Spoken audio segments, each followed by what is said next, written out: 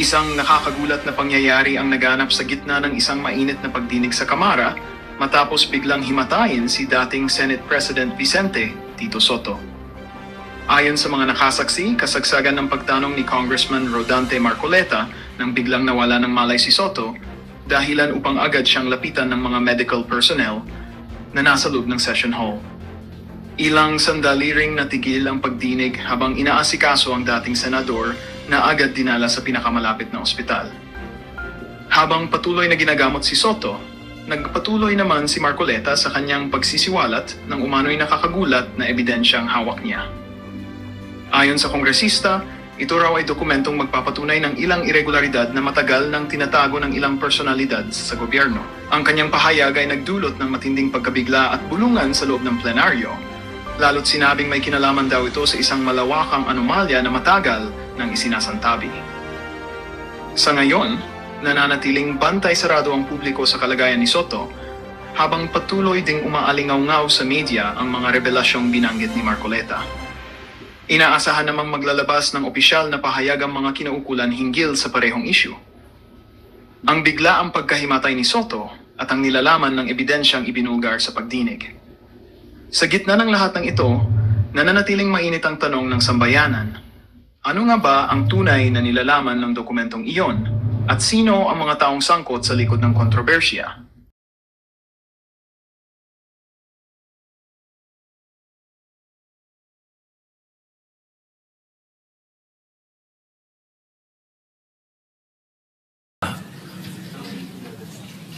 Journalist ito, isang istasyon, na sinasabi na ako daw po ay nagngat-ngat dito sa loob ng Senado. Ito po ay ano po yung middle finger po. Habang tayo daw po ay nagsasagawa ng lupang hinirang, nagpa-flag ceremony, ako daw po ay nagngat-ngat.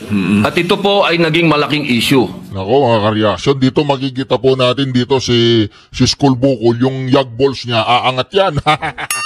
Aangat po yan, bakit? Makikita niyo yung tapang ni Robin Padilla, kala mo ba? Ito mga kareaksyon, natuloy natin. Ako po ay nagtataka, Ginoong Tagapangulo, sapagkat noong pong dati, na binigyan ako ng issue na isang chismis, naglabas po kaagad ng ating Sergeant of Arms ng report at binigay niya po kaagad sa media. Ito po, wala pong kahit na sino. Yun po ang pinupunto ni Senator Robin Padilla. Meron ba demolition job dyan sa Senado para kay Senator Robin Padilla?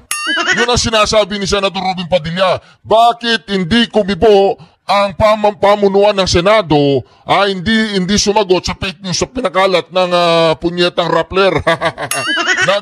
Nagpapak-check ang mga punyetang yan. Sila mismo mga fake news. Ang nagpapaliwanag na hindi ko po ginawa. Ang tanong ko po, meron po ba tayong tinititigan sa tinitingnan dito? Kasi napakabigat po ng akusasyon na ito sa harapan po ng ating bandila. Ako po yung magngangat-ngat. At gusto ko pong ipaalam sa ating mga kasama, kung politika lang, handa po ako mag-resign. Pero pagka-religion ko po ang pinag-usapan, kahit sino sa inyo, paano gusto nyo? Tinakot po niya si ulitin. Kahit sino sa inyo, kung anong gusto nyo. Bad boy nga yan Ginigising nyo na naman yung pagka-bad boy niya Ex-convict yan Nakakalimutan ni School Bukol Kasi kung ikaw ay Senate President, may kinantil sa mga tao mo dyan sa Senado at may inagrabyado, magsasalita ka. Tatawagin mo si Robin. Binoy, anong nangyayari? Bakit mayroon akong nabasang balita dito? Totoo ba to? Totoo to? Sasagutin natin to. Pasasagutin natin yung Rappler. Totoo ba to? Hindi. Hindi pala Tatawagin ko yung Rappler. Rappler, magbayad ka ng 10 million kay Robin Padilla. Ano yan? Katarataduan na sinabi ninyo. Diba? Dapat gano'n ang ginawa ng pamunuan ng Senado. Kaya lang, parang merong demolition job para kay Robin Padilla. Walang kumikibo Walang kumikibo. Ano bang ibig sabihin yan? Siyempre, hindi naman bobo si Robin Padilla, mga kareaksyon. Mararamdaman ni Robin Padilla kung merong demolition job para sa kanya. Anong sabi niya? Kahit sino sa inyo. Kung very religious po pala yun, mga kareaksyon. Very religious yung ganon, yung pagganon, pagturo. Very religious pala sa kanila yun. Ito dito po talaga umakyat ang yag balls ni School Bukol. Journalist ito, isang istasyon, na sinasabi na ako daw po ay nagngat-ngat dito sa loob ng Senado. Ito po ay Ano po yung... middle finger po. Habang tayo daw po ay nagsasagawa ng lupang hinirang, nagpa-flag ceremony, ako daw po ay nagngat-ngat. At ito po ay naging malaking issue. Ako po ay nagtataka, Ginoong Tagapangulo, sapagkat noong pong dati na binigyan ako ng issue na isang chismis, naglabas po kaagad ng ating Sergeant of Arms ng report at binigay niya po kaagad sa media. Ito po, wala pong kahit na sino ang nagpapaliwanag na hindi ko po ginawa. Ang tanong ko po, meron po ba tayong tinititigan sa tinitingnan dito? Kasi napakabigat po ng akusasyon na ito sa harapan po ng ating bandila. Ako po yung magngangat-ngat. At gusto ko pong ipaalam sa ating mga kasama, kung politika lang, handa po ako mag-resign. Pero pagka-religion ko po ang pinag-usapan, kahit sino sa inyo, kung ano gusto nyo. O, di ba? Kahit sino sa inyo, ano gusto nyo? Pag religion ang pinag-usapan, wag religion, wag. Wala pong problema. Pero wag pong religion ko. Hinihingi ko po, wag pong religion ko, mahal na tagapangulo. Dahil ito po yung malaking kabastusan sa amin. Ito po, ang sinisip na ko po, ito po yung nag-iisang Diyos. Dito po nakasalalay ang aming pananampalataya. Handa po kaming magpakamatay para dito. Sana po wag pong gamitin ito para siraan ako. Dahil sinasabi ko po, mahal na tagapangulo, kung gusto nyo ako mag-resign, ngayon na, kung gusto ninyo. Wag nyo akong siraan. Yun lamang po. Maraming salamat po. Naku, ano po, talagang galit na po. Dito po makikita po natin itong liderato po ni School Bukol. Ay wala, nagugulo na. Magsimula umupo po ito, 1 linggo pa lang. Tingnan po ninyo, marami tayong re-reaksyonan dito mga kareaksyon ha. Marami tayong ipapaliwanag dito, abangan nyo lang yung mga video natin. Kaya kung hindi ka pa nakakapag-subscribe sa ating channel, mag-subscribe ka na. Marami kang mamimiss, masaya po dito sa channel na ito mga kareaksyon. Magngangat na tayo dito. Ito mga kareaksyon, ngangat-ngatin natin yung mga animal. Ito, tuloy. Tama po kayo, pero ngunit ang inyo pong lingkod bilang Pangulo, nung nakita ko po yan, ang sinabi ko sa kanila, tingnan muna nila yung mga litrato sapagkat nagpakita ng ibang litrato na kayo ay ang pintuturo ang nakataas. Hindi, wag ka magpaliwanag ngayon. Wala ngang opisyal. Binastos na yung senador mo, School Bukol. Binastos na yung senador mo hindi ka pa kumibo Binastos na yung senador mo in a national scale. Binastos na. Walang formal na pagkundina galing sa pamunuan mo. Ngayon, nag-explain ka? Kay School Bukulan yan. At may eksplanasyon na ito ay isang religious practice kapag kayo ay nagsasampalataya sa bandila. Baka lang hindi nakarating sa inyo yung eksplanasyon na sinabi ko. Kaya ipagpatawad nyo na kung ang Sergeant at Arms so ang mga journalist natin ay hindi nila napansin yan. Hindi, wag ganyan. Walang laging ipagpatawad. Kung hindi mo kaya, kung wala kang alam, umalis ka dyan. Wag kang mag-Senate President. Ano yan? Pag nagkakamali ka, laging pagpatawad mo na? Kapag hindi mo alam ang gagawin mo, pagpatawad mo na? Mamaya, marami siyang humingi ng tawad ito. Ito yung Senate President na laging humingi ng tawad. Pagpatawad mo, walang alam. Pag nagkakamali, patawarin mo ako, hindi ko alam ang ginagawa ko Senate President naman, may nagkamali na naman. Patawarin mo ako, hindi ko alam ang ginagawa ko Makinig po kayo sa Senate President na laging humingi ng tawad sa mga senador. Ngunit ako mismo, nung tinanong nila, sinabi ko na tingnan nila. Merong mga pinakitang litrato ninyo sa kabilang side. Hindi, uli na lang yun uli na lang sa social media yon. Pero ikaw, pinabayaan mo yung sitwasyon. Hindi mo inalalayan si Binoy, hindi mo siya pinurotektahan. Puro na lang patawarin. Ano yan?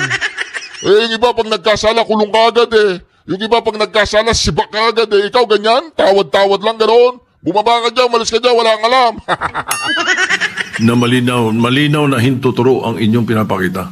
Kaya patawarin nyo na silang ng mga nagkamali. At medyo natanga ang pananaw.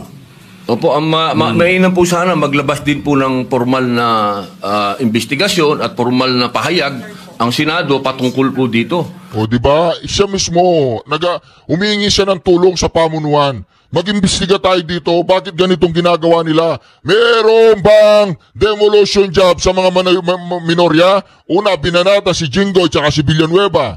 Ngayon, binabanata si Binoy. Ano bang nangyayari dyan? Meron ba talagang nangyayaring demolition job sa hindi ka tatagal sa Senate President. Maniwala po kayo sa akin. Si Cayetano, isang araw magigising tayo, Senate President na yan. Baka President na eh. Kasi, Ginoong Pangulo, yung lumabas pong mga, meron pang parang dinoktor pa eh. Meron pong, hindi, oo nga, malabo yung isang litrato eh. Meron pong nilabas sa apology ang Rappler Opo. sa inyo. Opo. Na ito ay mali ang pagkakasabi nila na... Hindi, wala yung apology. Kinatay nyo na yung tao eh. Nasira na yung tao eh. Marami na nakakita, marami nang na-disappoint kay Robin Padilla. Ganun ba yun?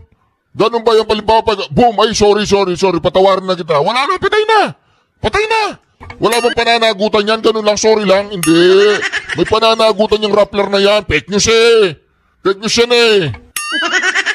Kayo ay merong ginawang tawag niyo po, ingat-ngat. Opo. Alam niyo po, Ginoong Akala siguro ni School Bukol, patawa-tawa ka, hindi nakakatawa. Tingnan mo, pag walang laman ng utak, parang si Bongbong Marcos, nung ini-interview siya, nag-interview sa Australia, tinanong sa kanila yung ill-gotten wealth, patawa-tawa siya. Is there any funny? May nakakatawa ba doon? Sabi nung nag-i-interview kay Bongbong Marcos, ganito rin dapat ang sinabi mo, Binoy, dyan kay Senate President. Bakit po kayo tumatawa-tawa? Wala naman nakakatawa sa pinag-uusapan natin. Patawa-tawa po, tingnan mo, talagang hindi po ako Muslim. Siyempre, pag may sinabing masama sa reliyon mo, wala naman ako reliyon. Hindi po ako Muslim at wala ako reliyon.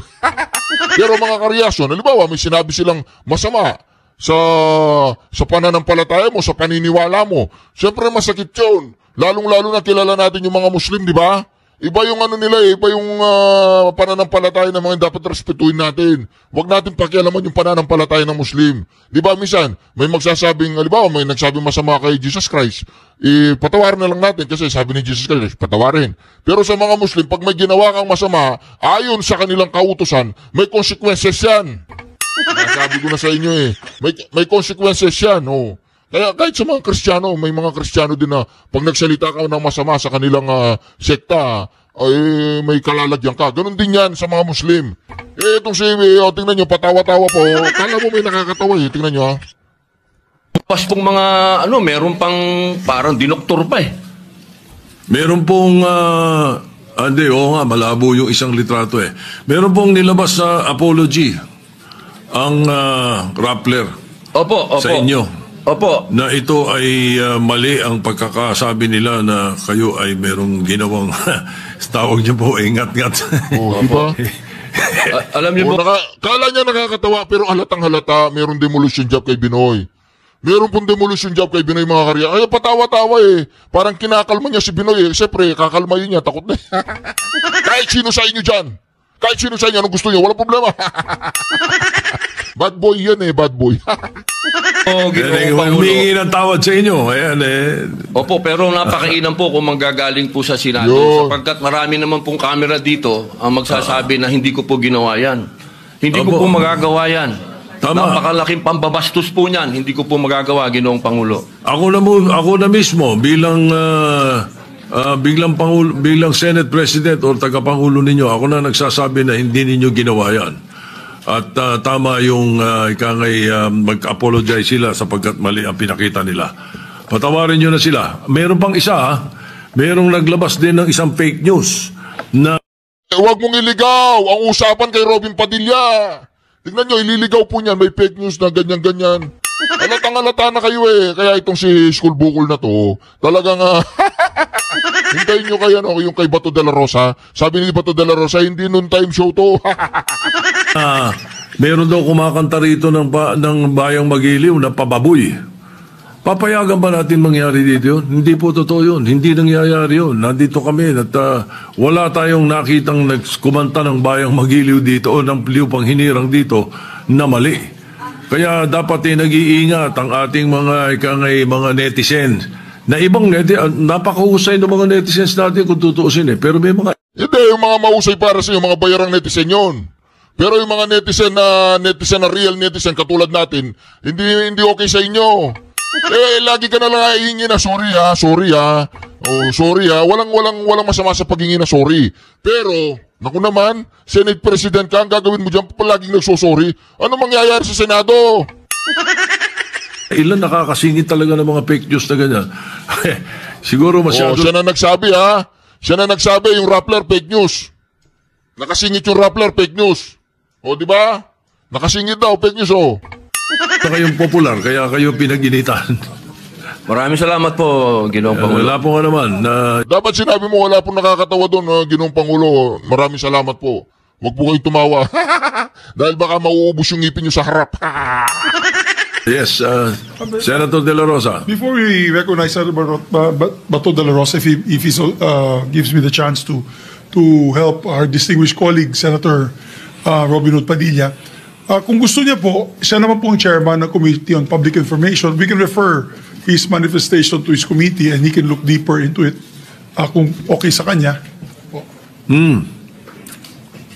Opo.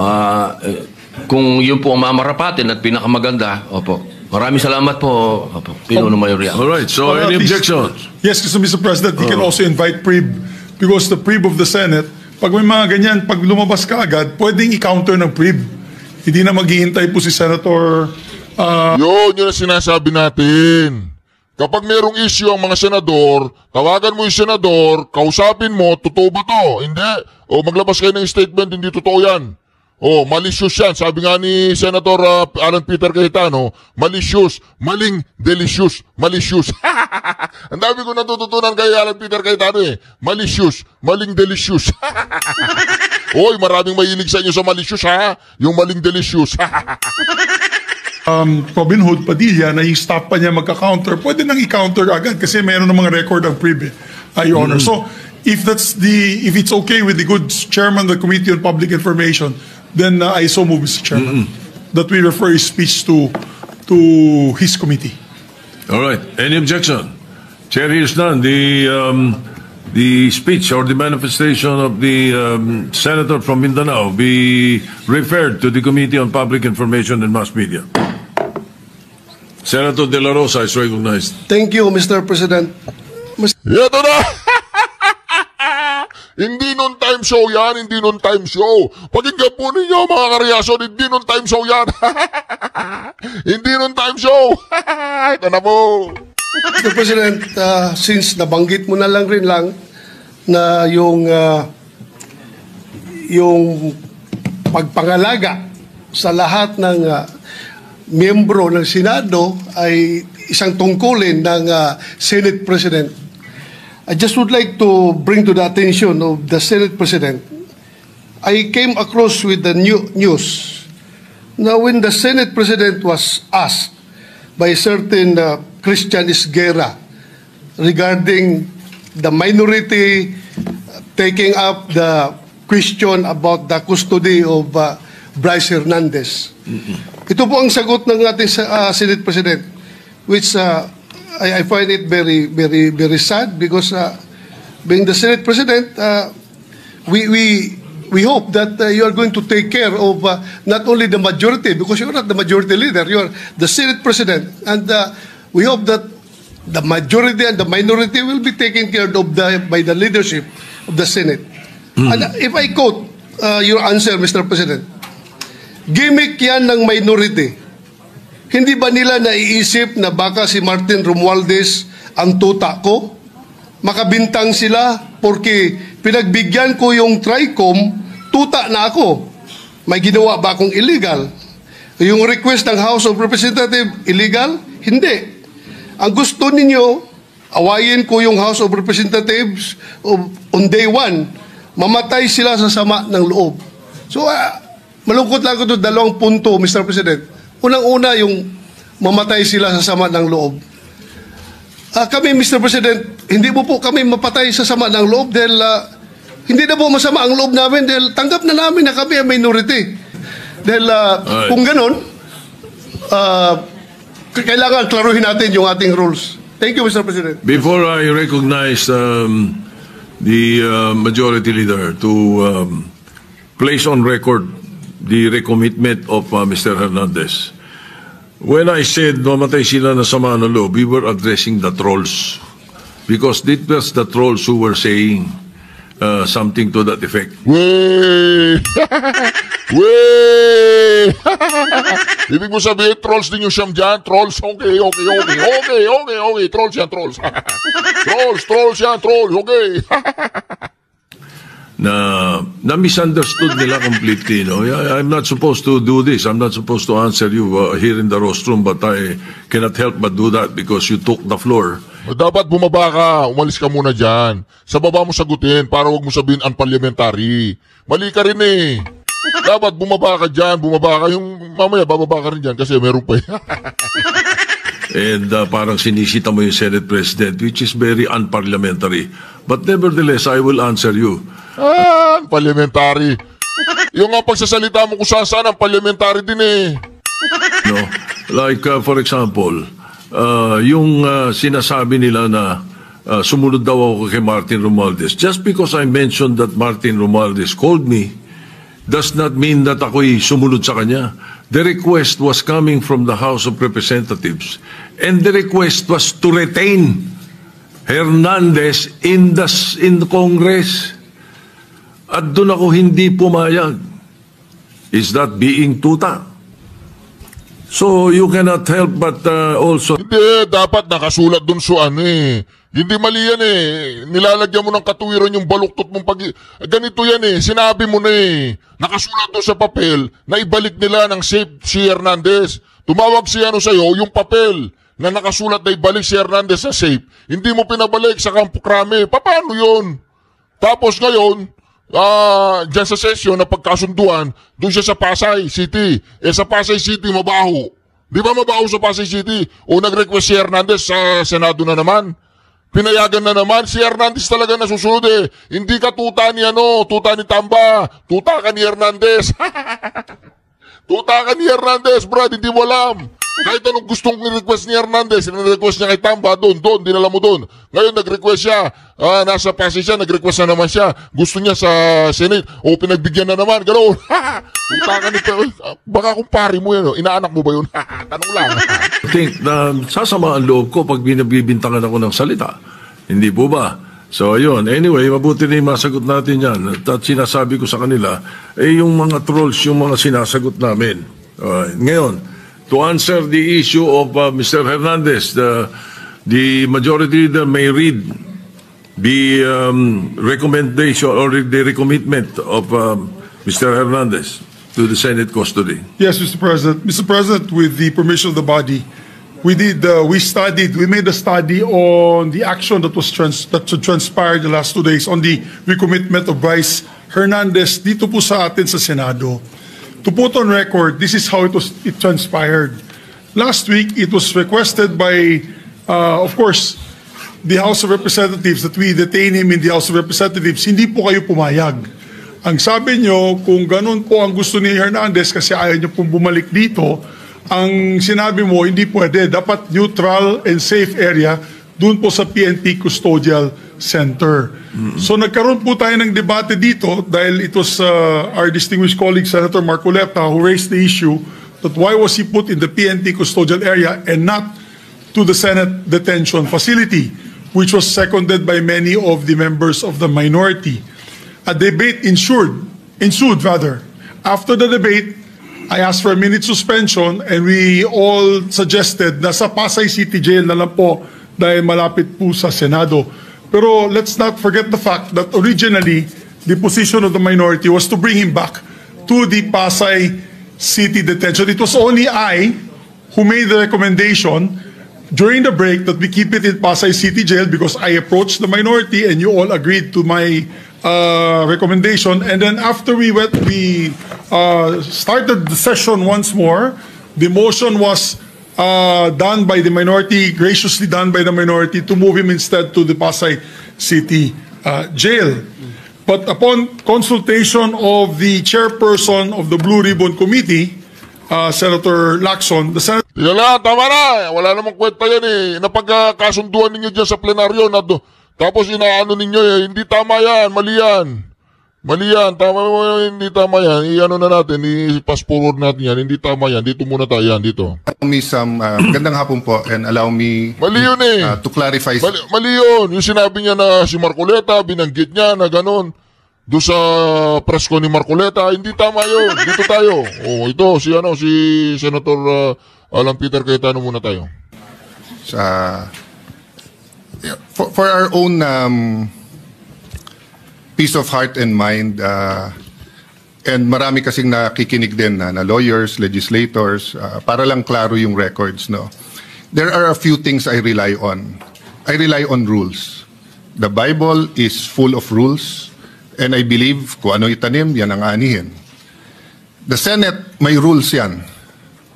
So, minority, majority, sigurado tayo